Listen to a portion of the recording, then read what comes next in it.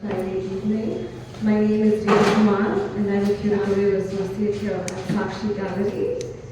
And we're delighted to have today with us Sujith SN in conversation with Ranjit Hoskote. Sujith's solo show is currently on view at Sakshi Gallery. It's titled The Art of Becoming, and it's on view until May 3rd. To briefly speak about Sujith's practice, his body of work has broadly looked at landscapes that are both atmospheric and experiential. Sujith currently lives and works in Kochi, Kerala, and has had solo shows in India as well as internationally in New York. And this marks Sujith's second solo show at Sakshi, and it's also the first time that he's working with Saka. Ranjit Hoskote is a poet, a cultural theorist, and an independent curator. He has published numerous collections of poetry, most recently Sight at the Venice Biennale in 2011. And I could go on, but on a personal note, this is the first time that I'm meeting Mr. Hoskote in person. But I have read his work in college, and it's a pleasure to have you here at Sakshi. And I don't want to take up too much of your time, we're all here for the conversation and not me. But we will have a short Q&A, about 15 minutes, towards the end, so please do hold on to your questions. And thank you again, and I'll hand it over to Sujith and Ranjit. Thank you again. Thank you to all the denizens of Sakshi. It's always a pleasure to be here, and particularly on this occasion, because I've followed Sujith's work over a number of years. He is also present in an exhibition that I've curated at the JNAF at the museum, which is an exhibition in tribute to Eve Patel. So, in many, many ways, your work, Sujith, appeals to me also because of a term we often use but don't always examine, which is painterliness. So as we go along this evening, I hope we'll unpack that, what exactly is meant by painterliness. People have a rather abstract sense of it. I hope we'll come down to a very specific understanding of how that plays out. But to begin with, even before I get down to all the things I'm so enthusiastic about in these works that surround us, the strange sense of liminality, the way in which you play with space and time, the gaze, and so on. I just thought we could maybe do a little journey through biographical questions.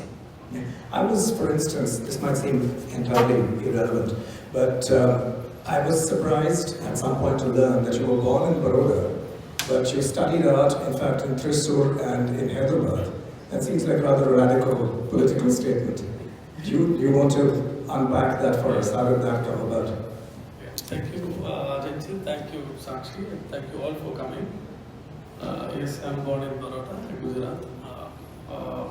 Because my father was in army, so he posted there in Gujarat. But only 6 months or a year I was there, and then we moved to Palakkad, where I did my formal education.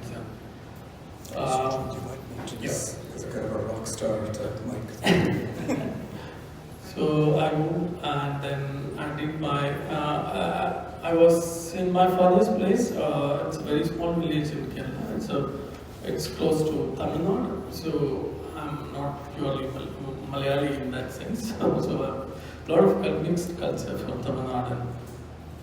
Then I moved to my mother's place, which is also, again, it's very close to Tamil Nadu. It's only 12 kilometers from Tamil Nadu. So our culture is very mixed with these two. And then I did a couple of more jobs before joining to finance. My father died in 1995 in a road accident in Jammu. So I was the elder son in my family. So I got that job as a provisional job, like yeah.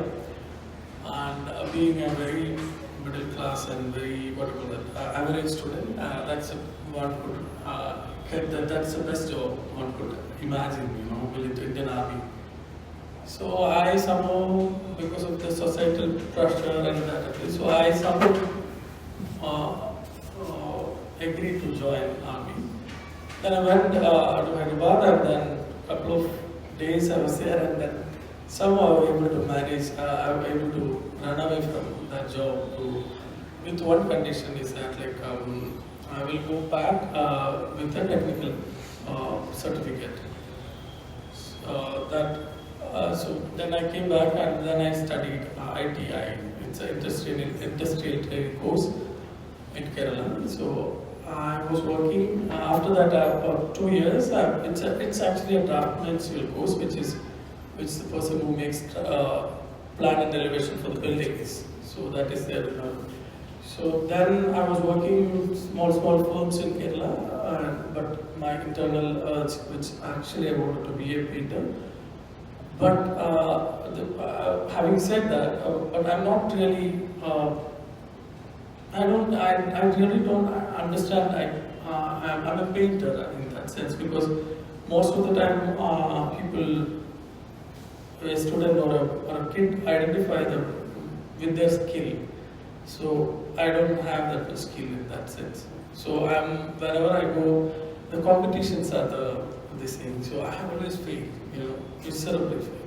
So I don't know. That is why I can be a painter, but somehow there is something which I know something through painting I can do. So I met a teacher. His name is Ajit. His name is there is a teacher I met. He actually put a paper ad in newspaper. It says that free art education. Mm-hmm. So I somehow jump into it, and within when I'm working as a draftsman, site supervisor, so I'm able to make time Sundays, Saturdays, and all. I'll write a letter to him that I'm coming this day, and then I meet him. He actually he's the person who really pushed me. He said, "You are a painter." So I don't believe that even now I'm a painter, but he does that. So from that, and then I joined BFA, and then I got some awards, and also I got really confident to join MFA, and then I did my course MFA. Yeah, that's my journey in that sense.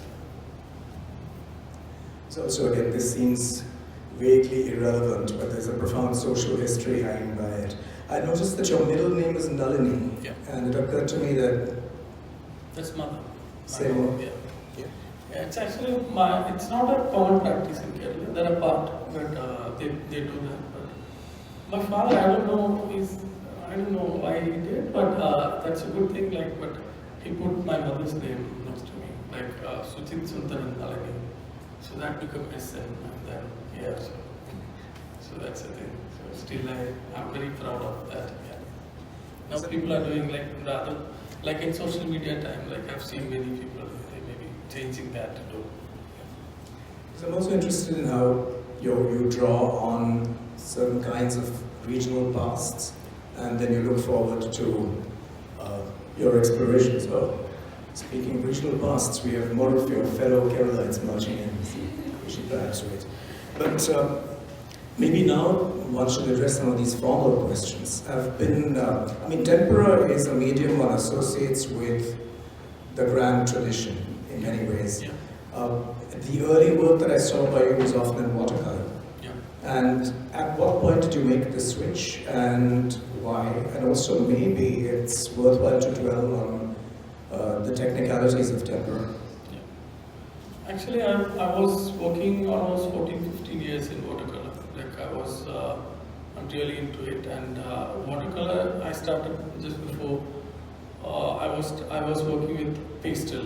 My first solo show is half of the works are in pastel, and that predictability of that medium, that result I can predict, which I don't really liked it. So somehow at one point I felt it's very stagnant in my kind of a practice. So watercolor is something which is very uncertain for me.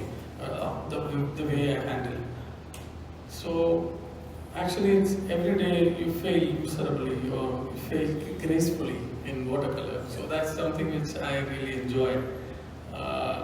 But then slowly, that is also some sort of a hold, I can hold that, the result, then I want something not that easy to attain in that same effect in a medium. So I tried to oil painting. I did a couple of works, even some shows I put some of the works. But oil again, I didn't really get that feel. Also, there is when it comes to watercolor or two-based paints, it has some sort of film which create that it's not visible. The pigment is not visible as such in tempera. So I stopped little time and then I started working with tempera. But there are a few artists who, like Ajivi and they really pushed me, that they told me that you have, or Mahesh Balika. That's true. Yeah, so these people actually pushed me that you can do something, and they somehow sent me some images from somewhere, like the artist, he had a show in NGMA, Roderick, the one who makes Himalayan painting. Oh, Roderick, yeah, Roderick. So his works and all. So I don't like his work in that way, but I like. Must say that. Sorry. But speaking of your own concerns, I mean, Rorish was preoccupied with the grandeur of the mountains and so on. Yeah. But in your work, again, there's a very, very strong insistence on what looks like particularity of place. Struck repeatedly by how you have this counterposition of the house, the home, the space of the domestic, to nature or what's cultivated, the plantation. So, do you want to talk about that? I mean, is this a specific landscape that resonates for you in these works? And also, just further on, you're also preoccupied with not only the human species, they do appear as figures, but you're also captivated by other species, particularly here, I mean, looking at what's right in front of me, this majestic elephant. So, do you want to talk a little bit about that? I mean, I don't want to reduce this to some kind of Kerala topography, but it would be nice to hear from you about where these landscapes come from.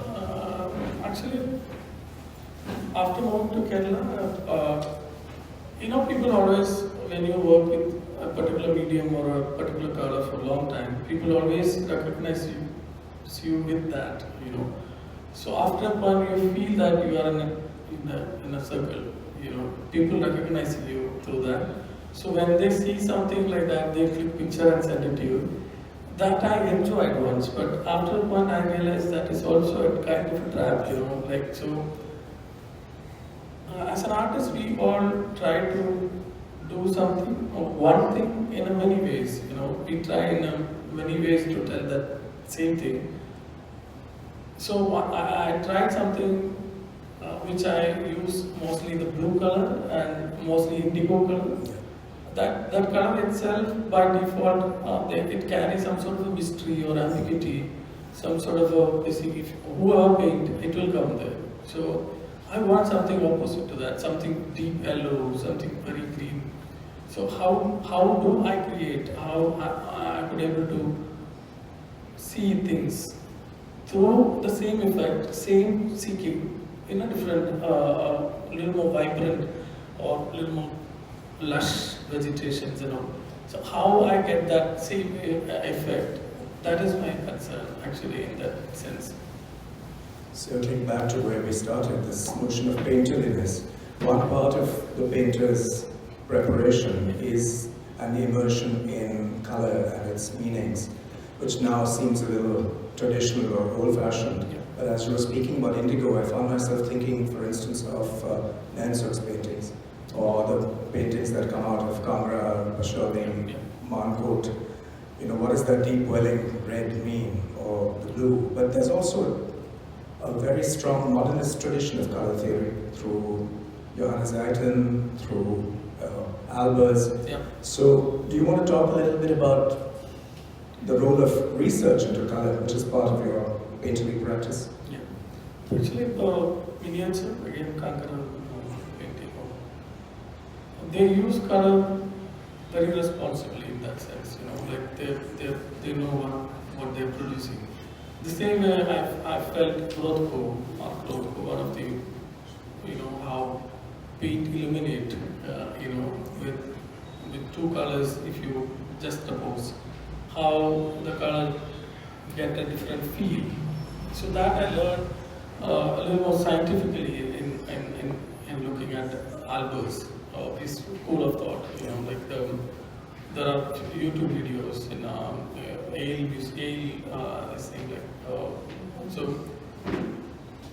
I learned the magic of making in that, how color, there is no single color in that sense. That color defined by the color next to that.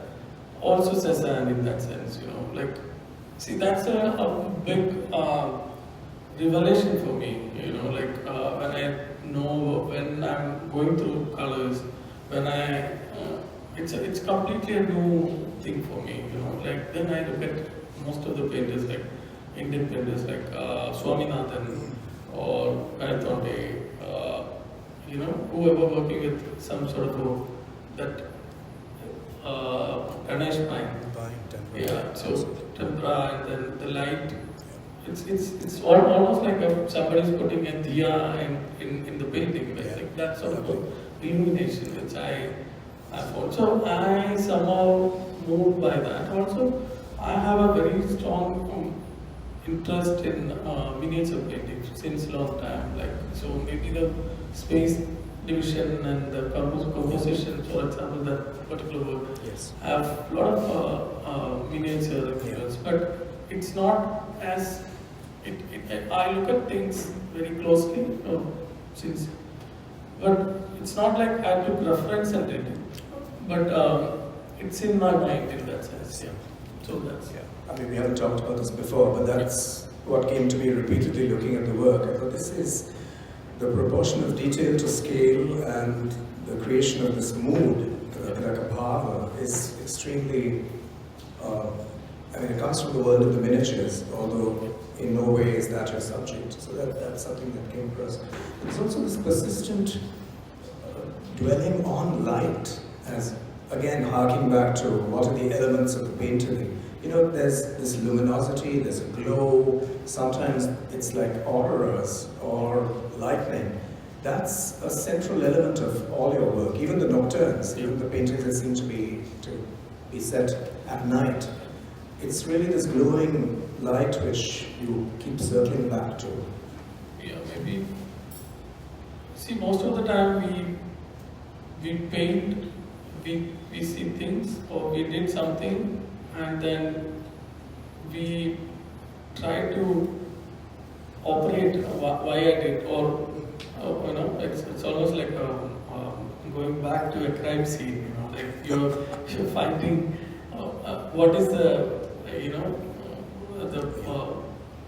motive behind it, or so you get many answers many times, but there are certain things which is very recurring, it's keep coming. So for me, light is something, it's not just a phenomenon of nature, it's also philosophy in that sense. So it is, the light comes from sometimes within, sometimes it's nowhere else, like you don't find the source of light. So I like that sort of paintings, and that's why I mentioned Ganesh in that sense. So there are painters there, or there are great painters in Western art like Arnold Böcklin. Yes. Yeah, so there are many such. I keep looking at their work, and again Caravaggio. So that they use light as a philosophy in that sense, not like as a formal this thing. So I'm really impressed with that kind of lighting. So it's not simply lighting as a lighting, it should come with it. And also, I'm more like a process-based artist. So the process, when you're in the process, you have to be present in that sense. Not like, especially this sort of a medium, you have to be there. That is the medium's demands. The minimum demands of medium is that you have to be there. You can't think past or future. That is the quality of particular works of the medium. Absolutely. Yeah, which brings me to what I was going to think about, that we could think together about time. You know, what you just said really kind of anticipates that question.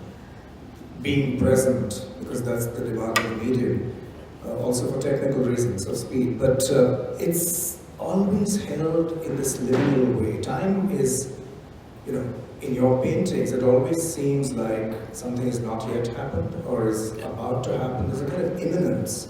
And that always fascinates me about technically a two-dimensional medium. How do you evoke speed? How do you evoke momentum? These are questions painters have asked since the beginning of painting. Yeah. So could I draw you out on that? I mean, there's sometimes, for instance, your use of the diptych format. We're asked to think about, is this a mirror image? Is it a sequence? Is there something happening? Is it a cinematic approximation? So those would be my questions. Time, momentum, things that a static image can't necessarily evoke by itself, but they come through in your work. Yeah. Even time, I like a time between day and night, which is, these are very rooted in me, you know, like I had a major issue with evening, you know, it's called crepuscular time or something like that. Yeah. So I'm very, very difficult for that time because I'm scared of darkness or night when I was a kid, you know, so when the time is getting darker, so I get some sort of tension, which is, so I started using that as a technique, and also I found that sort of a feel in Rabindranath Tagore's work. Paintings. Yeah, paintings. Also his poem he's talking about. So that actually I was using, and also I found that is the time when you can put things in suggestions. You don't need to do it as it is. You know, sometimes you put suggestions of little light, and so that gives more space to painting actually. So these are formal also. Like this is not only my psychological decision, it's also a formal exercise. Sometimes I feel, I always say this analogy is that, like, when you go to a place in the evening, between time, you have bigger space for imagination. Then if you go day, it's everything revealed.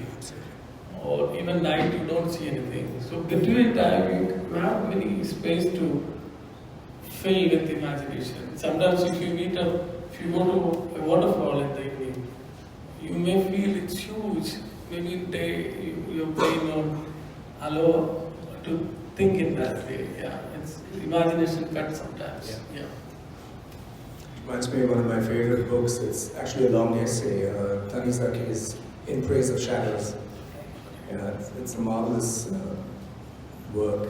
It's also written at a time of transition in Japan, and he bemoans the fact that you have new, bright, electric lights everywhere which have destroyed the magic of the theatre, of lacquer work.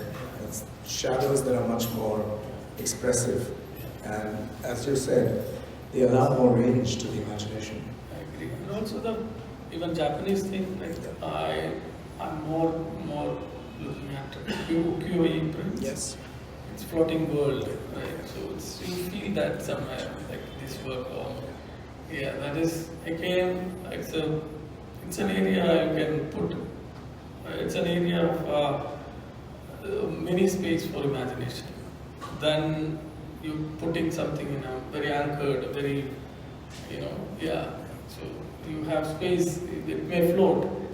And this particular work actually, from that when I was traveling in Egypt, in Aswan, the botanical garden which you see, and you suddenly feel that it's it's suddenly there is a lush vegetations and a lot of many type of trees and plants, which is not very common in Egypt in that sense. So also you can read it in many other way, like embracing the diversity. You know, the world is going now single seed and single. That's right. Yeah. So in that sense, you know, people allow plants to grow in at least, you know, like different plants to grow in a place. But yeah, so many things came in my mind, you know, like why they are keeping something like a zoo or like a botanical garden. Yeah, so it's about they as a basic this tendency to embrace the diversity in that sense. Yeah. It's so much a part of biblical and Islamic and Persian tradition, the counterpoint between garden and desert. And in this work that comes through very, very strongly. It's the idea that the desert is a place of desolation. And the garden is what promises abundance and nourishment in a way. But two things, I mean, I have a couple of questions about this work, but this also, what you just said leads me to think about how often your choice of landscape is kind of intermediate. I mean, you're wondering, is it a desert, is it a beach, is it scrubland? And particularly in the painting beyond there, where there are these figures wrestling, it just has this very archetypal sense of an undefined landscape of scrub. So where does that come from? Does that clearly occupies your imagination strongly? There are paintings sometimes comes from your formal challenge. You know, there is always, as a painter, when you speak to a painter to painter, they always have a meeting point is form. Right? So there is something which I always feel that like if I see a painting, I always look at how a painter deal a very barren. There is nothing to hold to paint. How that person is painting, you know, it's like there is somewhere I read in you know, this impressionist paint even air. They painted it. There is no, they can use big brush to do that, but they painted even that. So that sort of a vacuum how you deal with in your practice. So sometimes it starts from the formal exercise and how do you create a dust in it. Then you have an idea how to use it. You know, how to use it in a larger. So then you took two different things in a single plane, and then you look at from as a viewer, you look at that. It is creating some sort of a tension, or some sort of a meaning, or some sort of a symbolic or metaphor, and then you leave it. So that way, sometimes painting happens. Yeah, I'm thinking about Montaigne. All his life was devoted to the question of how to paint clouds, and closer at hand, Kiev. But yeah, I remember from the many studio visits we did. Then he would say, I'm wrestling with the question of how to paint water. And then that went on through the whole series of the wells, for instance. But I'm also fascinated in your work by how the titles are, in a good sense, literary. You know, it's not that they depend on literature, but that they add suggestively, they add a kind of dhvani to the painting. Like the one that's just beyond this drawing wall, the ebb and echo. Yeah. You know, there's two figures who seem to be, are they twins, are they facing off for a duel, we're not sure. But the idea of ebb and echo, you suddenly realize that that's what the paintings are often about. It's about creating a sense of distance, of resonance, of sound traveling. So, and of course, there's evidently a series called Prologue here. Yeah.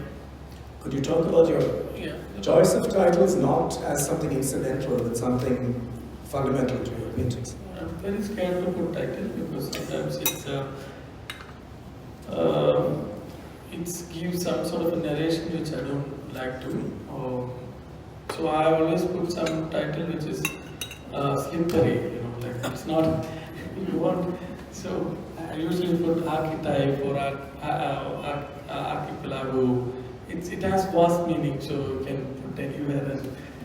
And so I don't, and sometimes I won't put, so but then people will, mostly the gallery, they want something to not share. Otherwise, untitled one, untitled two, it won't look, it's difficult for them to. So I put sometimes title for just like that. But title is sometimes it gives like a pointing space, something like that.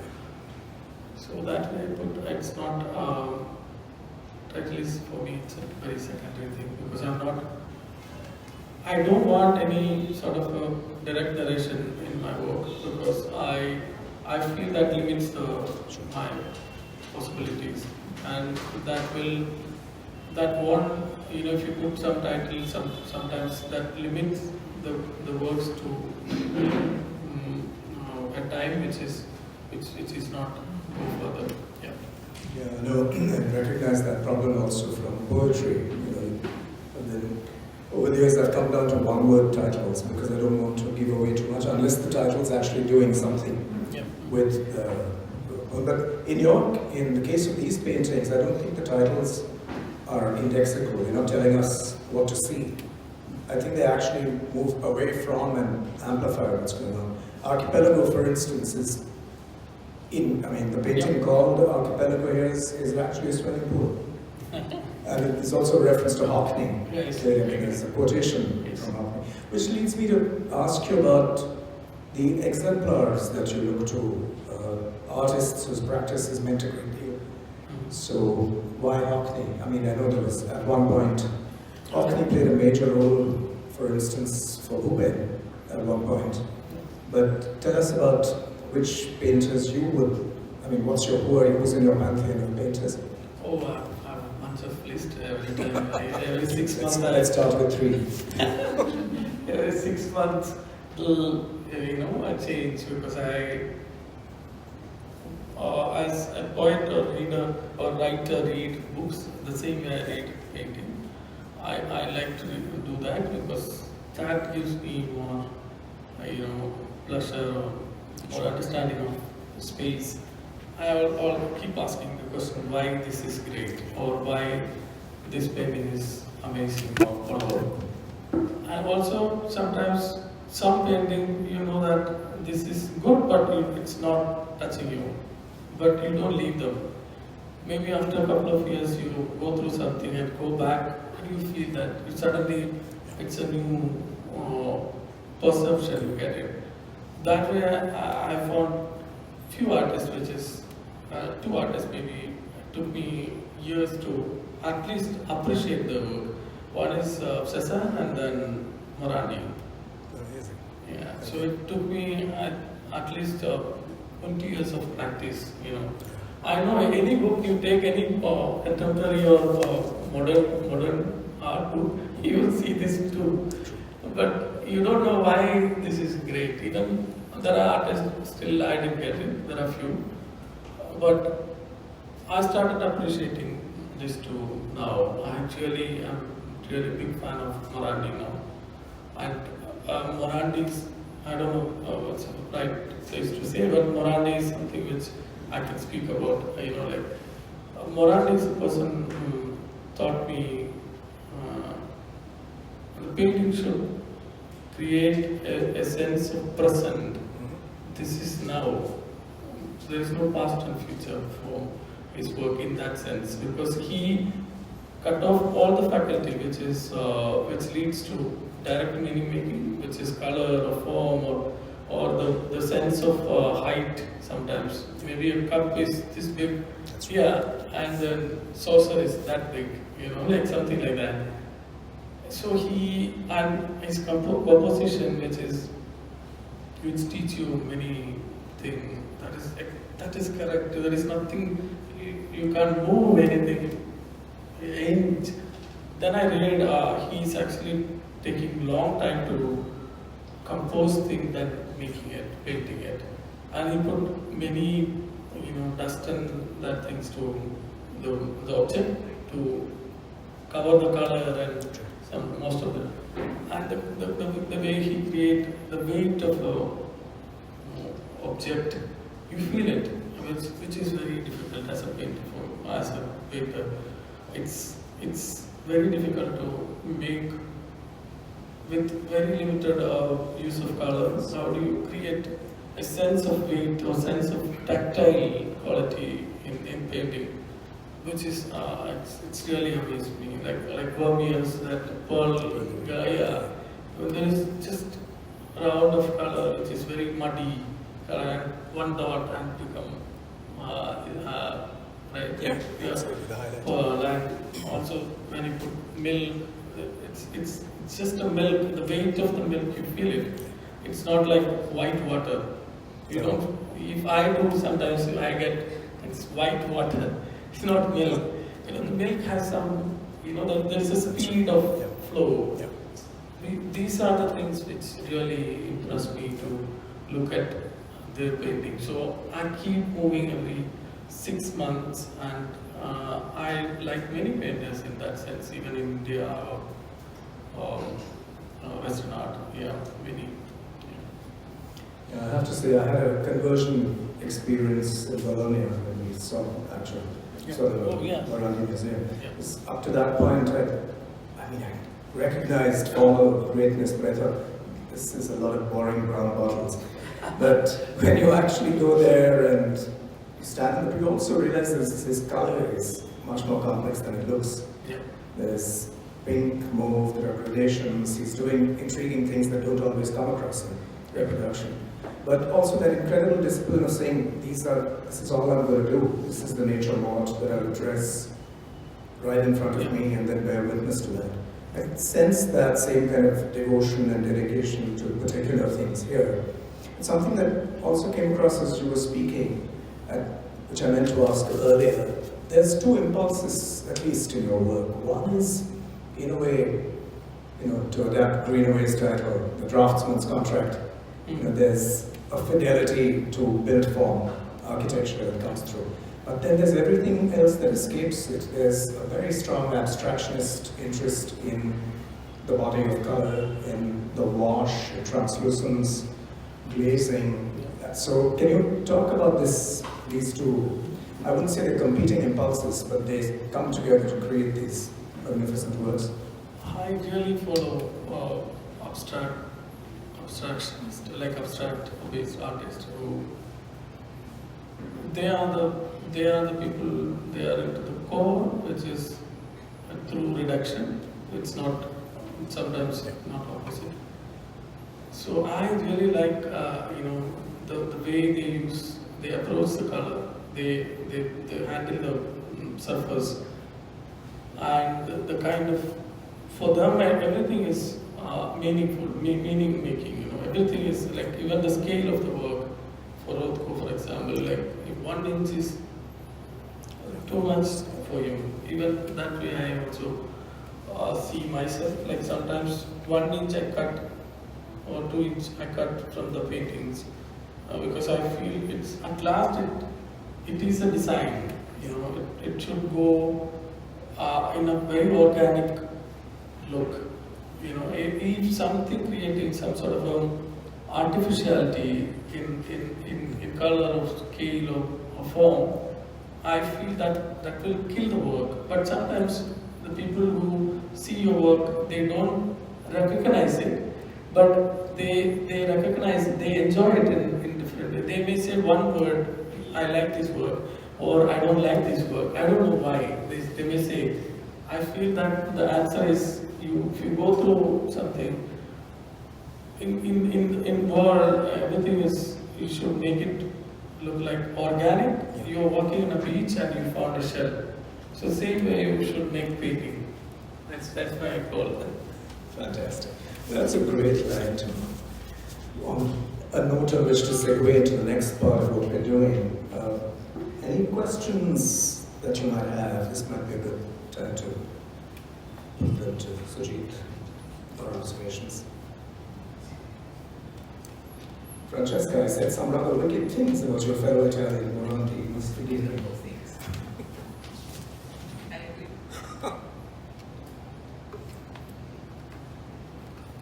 Do you have a question? No. Okay. Okay.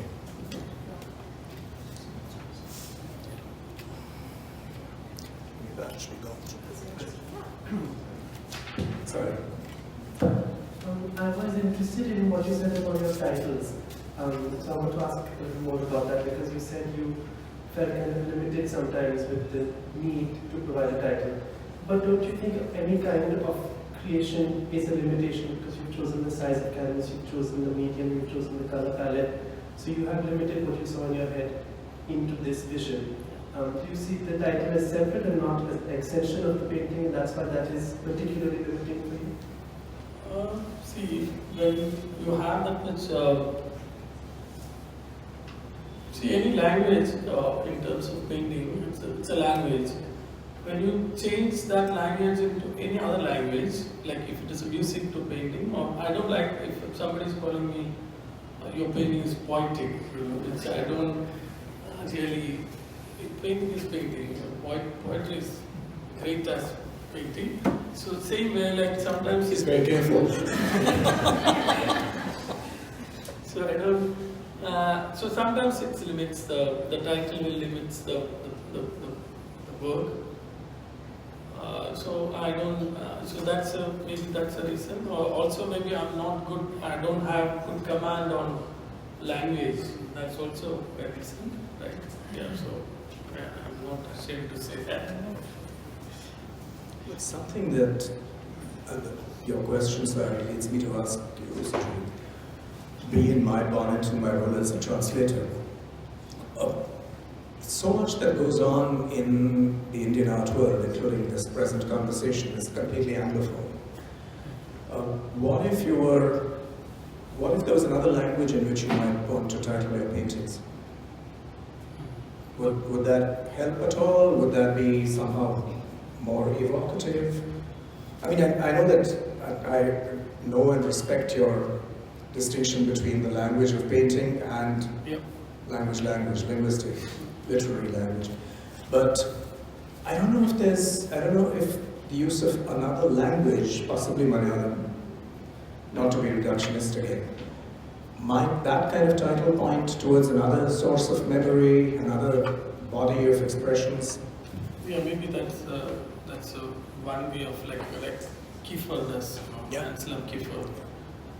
I can think of it, even that's maybe gives a little more memory and like a little more area to explore. Yeah, but I would say for me, English I've learned very late in that sense.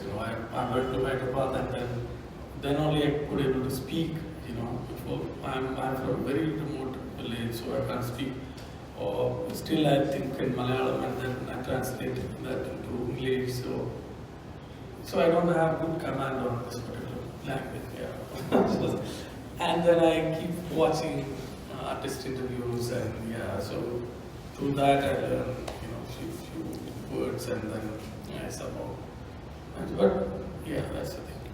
But again, importantly, it has to be organic to what's coming from you. With Kiefer, all his titles come from either his engagement with Paul Celan's poetry or they have biblical or other references. So, and that's part of his trauma and his vision. So it just can't be an arbitrary choice. Yes, I just to put that in. Kiefer, I somehow look at his titles and he's more into poetry and he's like that. Gotcha.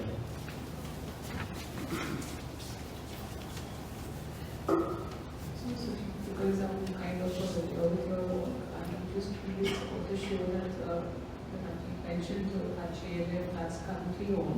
There are some figurative works, like this one large work, and then so when did that turn into the figurative? Because whatever that you see, I'm seeing only landscape, so is that a recent kind of to the Actually, I did a couple of works before. I think I started working that figure again from this rustler's face, the rustling. There is a momentary thing, like just before hit or just before. So it's something which is I found very. It's some basic issue there, as a human being, as a violence, the wrestling is a violent act. So just before that, there is a moment of silence, before hitting. So I really like to capture that, but I don't know how much I could able to did that. But that is the beginning of those works, that phase and this tense. And also there are few Kusi like players. They died just after the last bout. Yeah, so they are just before the death, but still they have that urge to win or whatever. So that is there in the human thing. So it's almost like a survival of fittest or something. Yeah, so that's the thing. But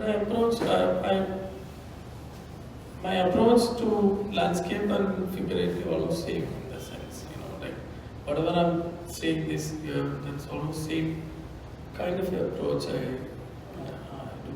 But most of the time the architecture form, I'm not taking architecture as its functional thing, as its form.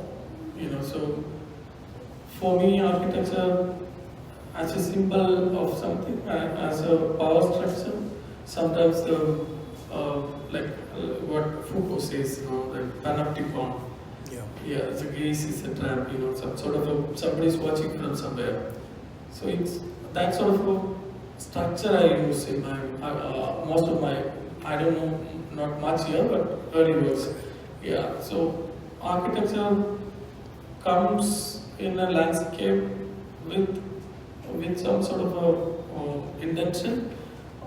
Beforehand, you get the feel of tension, which is what actually this is going to do it in this whole surface. So that I'm really keen on working with architecture. That's very strong. I mean, architecture is founded on violence. I mean, you have to excavate, clear the ground, clear the earth, etc. So, like the paintings that we can see from here, it's very strong. The sense of architecture as occupation, as making the claim. And I've noticed that across your. Yeah, it's one of my interests and preoccupation. I see that as a.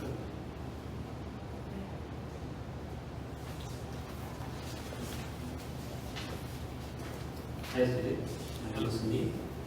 I see some of the paintings are more like, I see the twilight, especially this shot, and I see I presume that's the water, and it's like, we feel, I'm a photographer, I can visualize this. How do you, do you spend a number of days painting this, or do you just have to paint it, just looking at the image, it's rendered in your memory, and then put it on the paper? Some of those ones, and these ones are like more like it's, I can see the light was, being the part of your painting, apart from the subject. So what are the process that you gone through your paintings? For this particular work, I have a reference picture which I clicked it in the Nile River, which that in the crew. Then most of the time the reference thing is almost like a runway, Then you have to fly from that. Right? It shouldn't be there. Then there is no point, So a reference photograph always flat, it's very flat. So again, you have to fill it with your imagination. You have to put something on it to create something out of it. So I work again. What he's mentioned that I work like an abstraction in that sense. I want certain thing. Till I get it, I work hard. So I sometimes change the paper 2-3 times. Maybe this is third one. So 2 in my studio. So there are somewhere this side is not what I expected. It didn't come. And any medium, I feel there is some moment as a painter, you underestimate certain time. Like you think it's almost done. It's over. Only this part, okay? The painting is almost done, but this part will take you. It will spoil the whole work. So that is a struggle, so the last moment, till last moment you have to struggle it.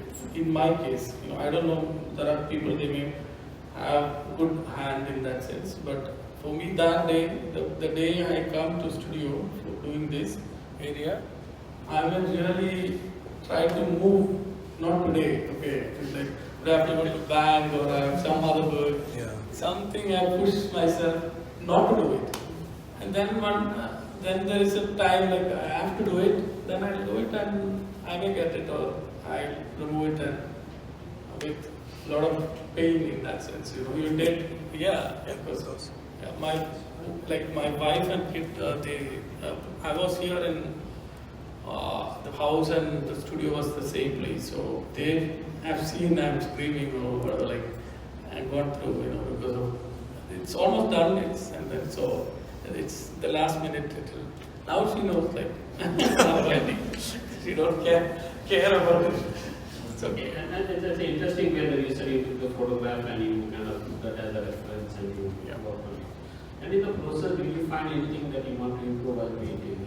Other in terms of changing water or changing something, you can add. Because in photography, once you take it, it just stays there. But in a creative, as an artist, when you keep doing over and over again, because it must not take a couple of speaks or whatever. So what was your thought process when you're painting certain portion of your painting or overall looking at the entire imagination of your painting? It's an interesting question, and the photographer is asking, but I must say something against it. Not against, but it's about photography. So I don't know if it's organic, so I don't know if it's changed over the years. No, but what I'm trying to say is that photography, if you see a photograph, you remember most of the thing in the surface, right? That is the quality of photograph. But in painting, you should not. You will remember certain thing, and you come back and you see it again, and then you remember certain thing. Like that, there is a possibility of forgetting certain thing. That is only painting, I feel that's a quality of painting. Photograph, most of the time it's in visual, you remember, no? That person is wearing this blue, this color shirt, whatever. But in painting, sometimes you forget. Most of the time you forget. You forget in the sense, you remember blue, but what kind of blue which you forget. So photography is too telling in that sense, for me. It's all personal. Is that really what happens? I mean, I have a photographic record of paintings. But very, very photographs I find more mysterious actually, but this might just be. No, I'm just asking. For me, it's the opposite. process. It's nothing to commenting on the board or whatever. So sometimes what happens even when you take a photograph, I shoot some same subject over the years, over the weeks and months and stuff like that. Sometimes what happens is as an artist, I have more creative freedom in terms of you can put things wherever you want. In photography, by taking pictures, you have very limitation technical. So I was just saying, when you're taking, especially these two are really, caught my attention. I was going through it, observing the light and stuff like that. Since you also said about you afraid of dark, especially in the twilight. So I was just asking the process, how did you feel overcome those things, when you're painting? When you have a photograph, it's already there. It's maybe for me, it's like an art to paint sometimes. So when it blocks, visually you understand one image, at a particular time you kept it and you were reworking on it. So I just asked you about the process. What is, how? No, it's interesting, and the thing is, painters have a freedom, which we have a freedom to put anything. But for me, it's very important to you have in my kind of work, I should use that freedom a little more rationally. Otherwise, it won't work. If I put this background red, I have a freedom to do that. But then you have to show it. In my case, I have to show that reflection should be here somewhere. So it should come in a rational way, right? So photography also same, right? Like you have to have that. So that's why I mentioned that it should feel that you are walking on a beach and you found a shell. Absolutely. Yes. So you should have that convincing power that like it is a living being once, now that, whatever. And also, you should respect the gravity at least. You should respect the gravity, you know. Whatever if you want to make a big tree out of a painting, it's fine, you can do it, whatever you wanted to do it. But you should respect the gravity, how the tree is standing. So that's very important for me. So liberation is there, but you should use responsibly. In my case, that's it. It's fantastic. We might be one question away from Ria's Motorflex. Does anyone have a question? All right. Okay, so I should really thank you, Sujita. What I'm going to certainly, before I hand it back to you, I'm going to carry away both a profound sense of discipline and passion that you bring to your art, and also all of these expressions, the idea of light being a deer placed in the painting, or the reference being a runway. It's been fascinating to follow the shape of your thought as we've gone along through this evening. So thank you very much for sharing your insights. Thank you, Ranjit. I really enjoyed the conversation.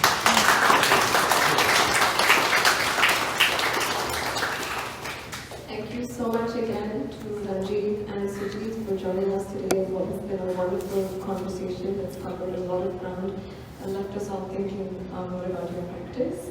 And thank you to everyone who made time on this Friday evening and engaged with us and asked incredible questions. Thank you again. Sakshi, we always do programming around shows, so do look out for our newsletters as well. And thank you for joining us again. Thank you all.